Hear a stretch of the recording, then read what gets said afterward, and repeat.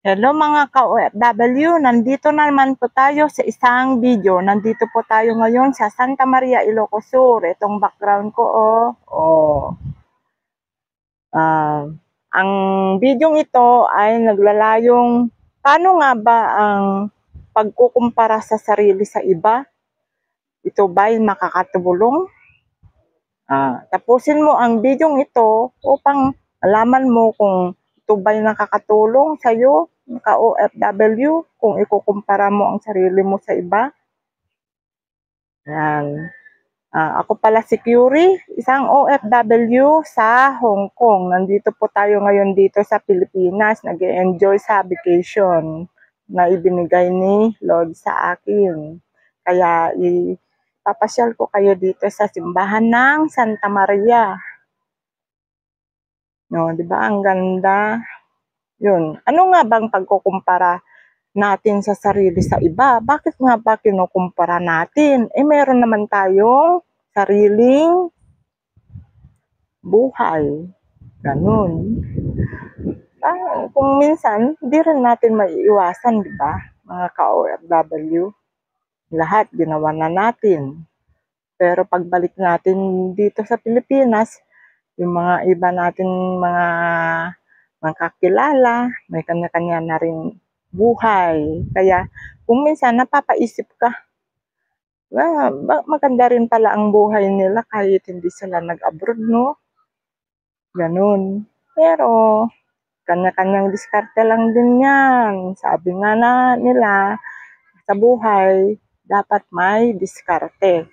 Tayo mga OFW, alam ko, madiskarte tayo dyan. Kaya, wag natin ikumpara ang ating buhay sa iba.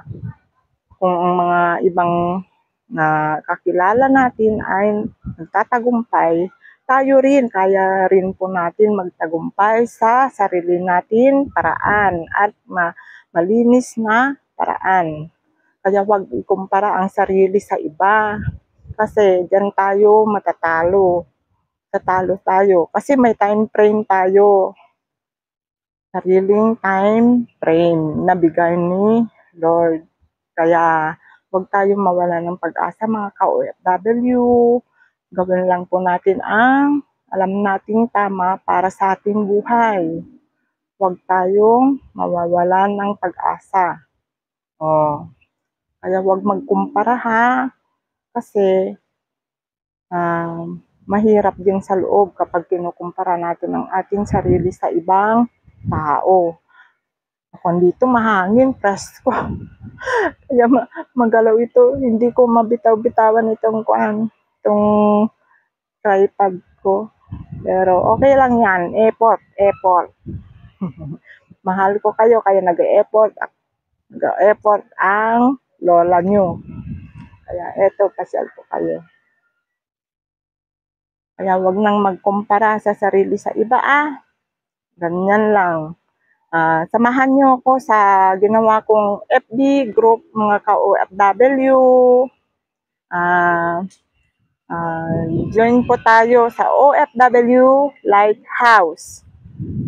Doon po tayo pwede magdiskasyonan kung ano yung mga dapat gawin ng isang OFW habang nasa ibang bansa at pag umuwi na dito sa atin. Kaya wag po mawala ng pag-asa. Mahal ko kayo mga OFW. Mahal din tayo ni Lord. Magalaw na talaga. Kaya hanggang dyan lang po. Salamat. God bless.